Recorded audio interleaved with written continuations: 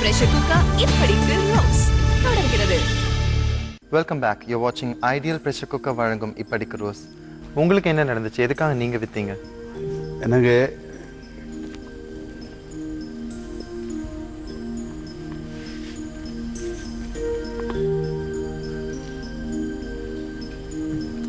மனைவி 2 பிள்ளைங்களும் ஒரே நேரம் ஆஸ்பத்திரியில் அட்மிட் பண்ணாங்க. மனைவியும் பையனும் பொண்ணும் ஒரே நேரம் நோய் ஆஸ்பத்திரியில் அட்மிட் பண்ணாங்க. அந்த நேரம் செலவு பண்ண காசு இல்லை. கந்து வட்டிக்காரங்கிட்ட ஸ்பீடு வட்டிக்கு காசு வாங்கி அவங்கள சுகப்படுத்தி வீட்டுக்கு கொண்டு வந்தோம். திருப்பி குறிப்பிட்ட நேரத்தில் அது கொடுக்க முடியல. எவ்வளோ ரூபாய் வாங்கினீங்க? 15,000 ரூபாய். நாங்கள் கெட்ட முடியும்னு நினச்சி வாங்கினோம். இந்த இவங்கள ஆஸ்பத்திரியில் இருந்து வீட்டுக்கு கொண்டு வந்து கெட்ட முடியாமல் போயிடுச்சு. ஒரு ஆட்டோவில் இட்டிட்டு போய் ஒரு இடத்துல வச்சு மிரட்டினாங்க. மிரட்டி பத்திரத்தில் கையெழுத்து வாங்கினோம். இத்தனை ரேட்டுக்குள்ளே இந்த காசு தரணும், இல்லைன்னா குடும்பத்தை நாசம் பண்ணோம் அப்படின்னு சொன்னாங்க. எனக்கு வழி தெரியல. அந்த நேரம் இதே மாதிரி கிட்னி கொடுத்த சச்சிங்கிற ஒரு லேடிஸ் வந்து, ஆனால் கஷ்டத்துக்கு இந்த மாதிரி கிட்னி கொடுத்தா 1,00,000 ரூபா கிடைக்கும், கொடுக்குறியான்னு கேட்டாங்க. சரி. அதை கேட்கும்போது உங்களுக்கு எந்த அளவுக்கு மன ரீதியாக ரிலீஃபாக இருந்துச்சு? ரிலீஃப்னா அந்த என் உறுப்பை பற்றி எனக்கு இது வரல. கடன்காரங்களோட தொல்லை, அவங்ககிட்ட இருந்து அந்த கடனை தீர்த்து ஃப்ரீயாக இருக்கணும் அப்படிங்கிற ஒரு எண்ணம் தான். அப்பா, ஒரு வழி கிடைச்சது அப்படிங்கிற ஒரு எண்ணம் இருந்துச்சு உங்களுக்கு? நமக்கு உதவி பண்ணுறதுக்கு யாருமே இல்லையே அப்படிங்கிற ஒரு எண்ணத்துல அவங்க மதுரை ஆஸ்பத்திரியில் இட்டின்னு போனாங்க. 22 வயசு பையன், அன்பர் அவன் பேரு. பேஷண்ட்டை நேரடியாக காட்டினாங்க. மனசுக்குள்ள 22 வயசு பையனுக்கு நம்ம உயிர் கொடுக்குறோமே, இந்த வறுமை கோட்டுக்கு கீழ் வாழ்ந்ததுனால யாருக்கு எந்த உதவியும் செய்ய முடியல. இந்த மண்ணில் பிறந்ததுக்கு ஒரு நல்ல காரியம் செய்கிறோம் அப்படிங்கிற ஒரு சந்தோஷம். ஒரு வாரம் அங்கேயே லாட்ஜில் தங்க வச்சு டெஸ்ட்டு பார்த்தாங்க. டெஸ்ட்டு பார்த்து ஒரு வாரம் கழித்து டெஸ்ட் எல்லாம் ஓகே ஆயிடுச்சு. ஒரு மாதம் திருப்பி மட்ராஸுக்கு அனுப்புனாங்க. கமிட்டி டேட்டு சொல்லுவாங்க.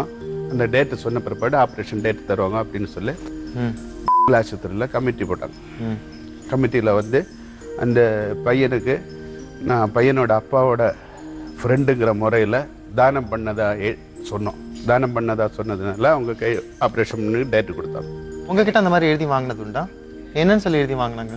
அவங்க வீட்டில் வேலை செய்கிற பொண்ணு, சின்ன வயசுலேருந்து அவங்க கூடவே இருந்தேன் அப்படின்னு சொல்லுமா, உனக்கு ஏன்னா விட எங்கள் பசங்களை இவங்க பார்த்துக்குவாங்க அப்படின்ட்டு சொன்னாங்க. அப்படின்னு சொல்லி பொய்யா எழுத சொன்னாங்க. அது மாதிரி தான் நான் சித்தின்னு சொல்லி எழுதுவோம். சித்தின்னு சொல்லி அவங்களுக்கு வந்து எனக்கு அவங்க சித்தின்னு சொல்லி எழுதிவாங்க.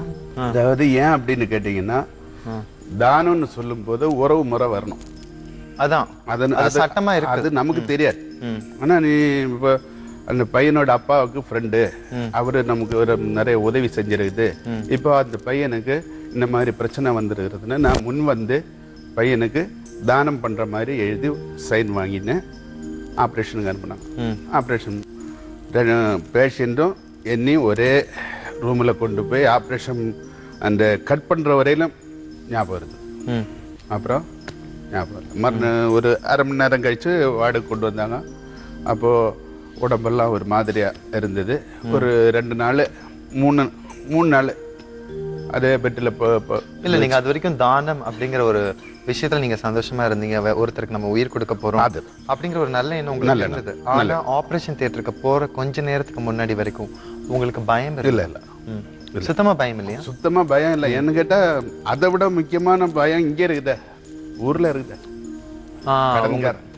கடன்காரன் அது வேற மிரட்டி கையெழுத்து வேற வாங்கி இருக்கிறாங்க. அந்த கடன் பயம் அதை விட அந்த கடன் பயம் வந்து இந்த பயத்தோட இந்த பயத்தை இதை விட பெருசா தெரியல. அப்படியே கொடுத்து வந்தோம். 4 நாள் கழிச்சு திருவள்ளூர்ல வந்து காசு வாங்கிக்க சொன்னாங்க. திருவள்ளூர்ல வந்து காசு கேட்கும்போது 40,000 கொடுத்தாங்க. 1 லட்சம் இல்ல நீங்க மதுரையில இந்த பேச்சுவார்த்தை நடந்துச்சு. மதுரையில ஆபரேஷன் ஆபரேஷனும் பண்ணீங்க, கிட்னி மாற்றது முடிஞ்சிருச்சு. ஆனா உங்களை காசு வாங்குறதுக்கு திருவள்ளூர்ல வர சொன்னாங்க. என்னது சார்? புரோக்கர். இங்க வந்தா 40,000 ரூபாய் கொடுத்தாங்க. 1,00,000 ரூபாய் பேசுறீங்களா, 40,000 ரூபாய் கொடுக்குறீங்களான்னு கேட்டதுக்கு ஆப்ரேஷன் செலவு, மருந்து செலவு எல்லாம் போக மிச்சம் இவ்வளவுதான் அப்படின்னு சொல்லி 40,000 கொடுத்தாங்க. அதுல என்னை இட்டின்னு போன அந்த புரோக்கருக்கு 2,000 அதுல கொடுத்தோம். அந்த 40,000த்துல 2,000 கொடுத்து 38,000 தான் கிடைச்சது. இதை நினைக்கும் போது எப்படி இருந்தது உங்களுக்கு? ஏமாந்துட்டோம். கோபம் வரல? கோபம் வருது, ஏமாந்துட்டோம். அந்த சமயத்துல நீங்க என்ன செஞ்சீங்க? அழத்தான் முடியும், வேற ஒன்றும் செய்ய முடியாது. நீங்க இந்த கடனை அடைக்கணும் அப்படிங்கிறதுக்காக இந்த மிகப்பெரிய முடிவு எடுத்தீங்க. நீங்க அந்த கடனை உங்களால அடைக்க முடிஞ்சதா? 60,000 ரூபாய் கடன் இருந்தது. அதை பார்த்து 35,000 ரூபாய் கடன் கொடுத்துட்டேன். இந்த கிட்னி வித்து தான் உங்களுக்கு தர, நீங்க வட்டி அதெல்லாம் எதிர்பார்க்க கூடாது அப்படின்னு சொல்லி அவங்க கிட்ட தன்மையா பேசி அந்த 35,000 அவங்களுக்கு கொடுத்து அவங்க கடனை முடிச்சின்னு மிச்சம் இருந்த 3,000க்கு நாங்க குடியிருந்த இடத்துல 3 வீடு விலைக்கு வாங்கணும். 2 வீடு விலைக்கு வாங்கணும். பையனுக்கும் பொண்ணுக்கும் வாங்கணும். சுனாமி வந்தது, அடிச்சுன்னு போயிடுச்சு. கவர்மெண்ட்ல இருந்து வீடு கிடைச்சது. அதே குடும்பம் இன்னைக்கு கறிவேப்பில மாதிரி தூக்கி போட்டான். என் மனைவி, என் மகள், என் மகன் 3 பேர் சேர்ந்து என்னை தூக்கி போட்டான். தனிப்பட்ட முறையில் வரும் வாழ்ந்துட்டு இருக்கிறேன், சந்தோஷமா வாழ்ந்துட்டு இருக்கிறேன். யாருக்காக நான் கிட்னி கொடுத்தேனோ அவங்க என்ன தூக்கி போட்டான்.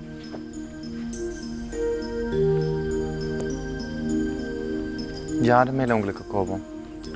இவ்வளோ தூக்கி போட்ட பிறகு ஒரு ஆதரவற்ற பொண்ணு எனக்கு உதவுறதுக்கு வந்தாங்க.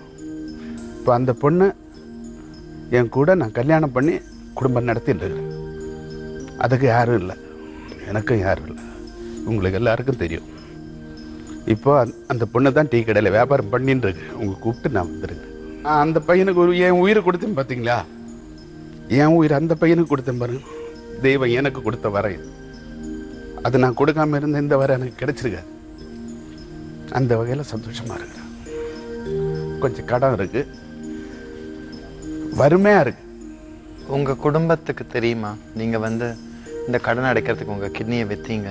பொண்டாட்டி கூட வந்து தானே கையெழுத்து போட்டு பணம் வாங்கினது.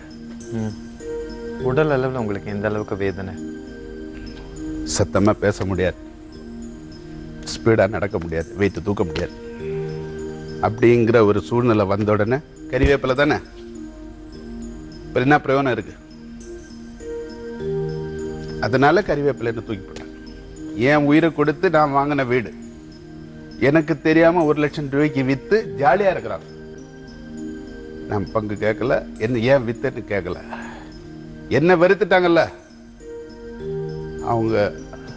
அவங்களோட உறவு எனக்கு தேவையில்லை.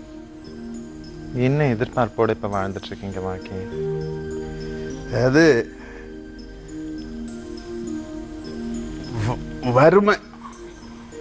வறுமை தான் என்ன வாட்டின்றீங்க. வருமானம் ஒன்று இருந்தா சந்தோஷமா கொஞ்ச நாள்ல போய் சேர்ற வரையில சந்தோஷமா இருக்கு. இந்தியா மிகப்பெரிய அளவில் வளர்ந்துட்டு இருக்கு, எக்கானமி பூம் ஆயிட்டு இருக்கு அப்படின்லாம் நம்ம நிறைய மீடியாவில் படிப்போம். ஆனால் வறுமை எந்த அளவுக்கு டீப் ரூட்டடாக இருக்கு, அந்த வறுமையிலேருந்து தப்பிக்கிறதுக்கு எந்த அளவுக்கு எக்ஸ்ட்ரீமான மெஷர்ஸ் எல்லாம் மக்கள் எடுத்துட்டு இருக்காங்க, தன்னுடைய கிட்னியை விற்கிற அளவுக்கு முன் வந்துட்டு இருக்காங்க இன்னும் கூட. ஆனால் அந்த வறுமை தீர்ந்த பாடில்லை. தொடர்ந்து பேசுவோம். ஐடியல் ஃப்ரெஷ் குக்கர் படிக்கிறோம் ஆஃப்டர் தி பிரேக்.